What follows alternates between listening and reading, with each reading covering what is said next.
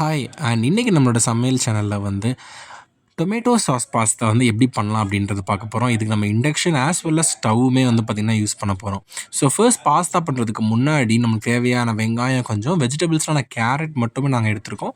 And obviously ஒரு 2 தக்காளி வந்து பார்த்திங்கன்னா ஃபுல்லாக கிரைண்ட் பண்ணி வச்சது அண்ட் 2 டம்ளர்ஸ் ஃபுல்லாக பாஸ்தா. இதுதான் நம்மளுக்கு பண்ண போகிற இன்றைக்கி இன்க்ரீடியன்ஸ். ரொம்ப சிம்பிளாக வந்து பண்ணுறதுக்கான வழி தான் நாங்கள் பார்க்க போகிறோம். ஸோ ஃபர்ஸ்ட் நம்ம வந்து இண்டக்ஷனில் வந்து தண்ணி வச்சிடலாம். அது சூடாகட்டும். சூடாகிறதுக்கு அப்புறமேட்டு வந்து பார்த்திங்கன்னா கொஞ்சோண்டு உப்பு வந்து ஆட் பண்ணிடலாம். நான் ஆல்ரெடி சொன்ன மாதிரி இந்த 1200 வாட்ஸில் தான் வந்து பார்த்திங்க அப்படின்னா வச்சுருக்கேன். அண்ட் ஃபர்ஸ்ட் நல்லா பாயில் ஆனது தெரிஞ்சதுக்கு அப்புறமேட்டு அந்த வெடிப்புலாம் உங்களுக்கு தெரிய ஆரம்பிக்கும். அதுக்கப்புறம் நம்ம பாஸ்தா எடுத்துகிட்டு வச்சுருந்தது வந்து பார்த்திங்கன்னா அந்த இண்டக்ஷனில் வந்து பார்த்திங்கன்னா நம்ம போட்டுடலாம். 2 இதுவுமே ஃபுல்லாக போட்டுருங்க. போட்டுட்டு ஜஸ்ட் வந்து பார்த்திங்கன்னா அதை ஸ்ப்ரெட் பண்ணி விட்டுருங்க. ஸோ தட் கொஞ்சம் நல்லா வந்து பொங்கி நல்லா வந்து பார்த்திங்க அப்படின்னா நம்மளுக்கு வந்து வந்துக்கிட்டே இருக்கும். அண்ட் இதை வந்து நம்ம அப்படியே சைடில் ஸ்டெப் பண்ணி வச்சுட்டு இன்னொரு ஒரு பேனில் வந்து பார்த்திங்கன்னா கொஞ்சம் ஆயில் விட்டுட்டு நம்ம வந்து மசாலா ரெடி பண்ண ஆரம்பிச்சிடலாம். ஸோ அதுக்கு நம்ம கட் பண்ணி வச்சுருந்த ஆனியன் ஃபுல்லாக நம்ம இறக்கிடலாம். ஆனியன் மட்டும் இல்லாமல் அது கூட சப்போர்ட்டிங்காக நம்ம போட வேண்டிய தூள்கள் எல்லாமே போடணும். நாங்கள் இங்கே போட போகிறது எல்லாமே வந்து பார்த்திங்கன்னா மஞ்சத்தூள், மசாலா, ரெட் சில்லி அண்ட் கரம். இது 3 ஐட்டம்ஸ் தான் வந்து பார்த்திங்கன்னா நாங்கள் போட போகிறோம்.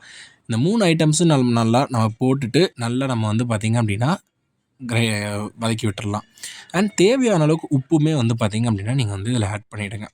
ஸோ நல்லா ப்ரௌனிஷ் ஷேடு வர வரைக்கும் வந்து பார்த்திங்கன்னா நம்ம வந்து ஆனியனை வந்து நல்லா வதக்கணும். பிகாஸ் பாஸ்தா பண்ணுறதுக்கு மசாலா ரொம்ப இம்பார்ட்டண்ட். பேரலெலாம் வந்து பார்த்திங்கன்னா நமக்கு வந்து 1200 வாட்டில் வச்சுருந்த பாஸ்தா வந்து நல்லா பாயில் ஆகி இந்த மாதிரி மேலே வரைக்கும் வரும்.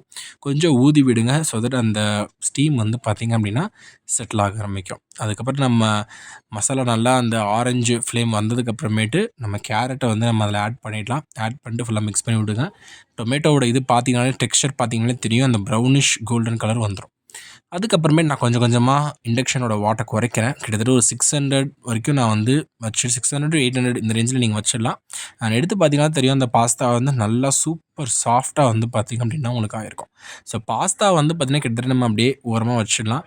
இங்கே அந்த மசாலாஸ் எல்லாமே நான் சொன்ன ஆல்ரெடி சொல்லி இந்த மசாலாஸ் எல்லாத்தையுமே நான் வந்து பார்த்திங்கன்னா இங்கே ஆட் பண்ணுறேன். ஆட் பண்ணி நம்மளுக்கு அந்த ஃபுல் ரெட் சாஸ் பேஸ்ட் மாதிரி வந்து பார்த்திங்கன்னா டெக்ஸ்சர் வரணும்.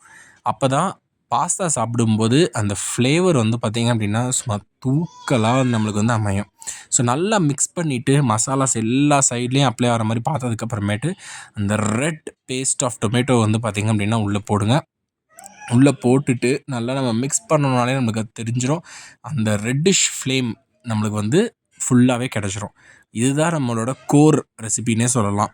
பிகாஸ் பாஸ்தா ஈஸியாக பண்ணிடலாம். பட் இதை நல்லா பிளெண்ட் பண்ணி நம்ம வைக்கிறது தான் அந்த ஃபைனல் டச். ஒரு வாயிலையுமே அந்த ருசி கொடுக்கறதுக்கான இதை வந்து இந்த சாஸ் தான் நம்மளுக்கு வந்து பார்த்திங்கன்னா கொடுக்க போகுது.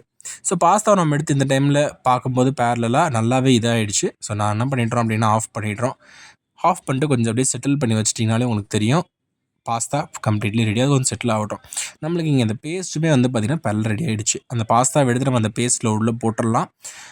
போட்டுட்டு நம்ம நல்லா மிக்ஸ் பண்ணி விட்டோம்னா சுட ரெடியான pasta with red sauce tomato sauce வந்து பார்த்திங்கன்னா அற்புதமாக அமைஞ்சிருக்கு. இது பண்ணுறதுக்கு வந்து பார்த்திங்கன்னா ஹார்ட்லி உங்களுக்கு 10 to 15 மினிட்ஸ் தான் ஆகும்.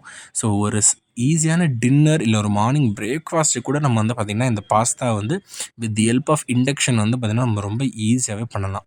ஸோ இந்த வீடியோ உங்களுக்கு ரொம்ப ஈஸியாக பிடிச்சிருக்குன்னு நினைக்கிறேன். ரொம்ப ஈஸியாக இருக்குன்னு நினைக்கிறேன். இந்த மாதிரி வீடியோஸ் பார்க்கணுன்னா நம்மளோட சேனலை தொடர்ந்து சப்ஸ்கிரைப் பண்ணுங்கள் to know all the dishes like this.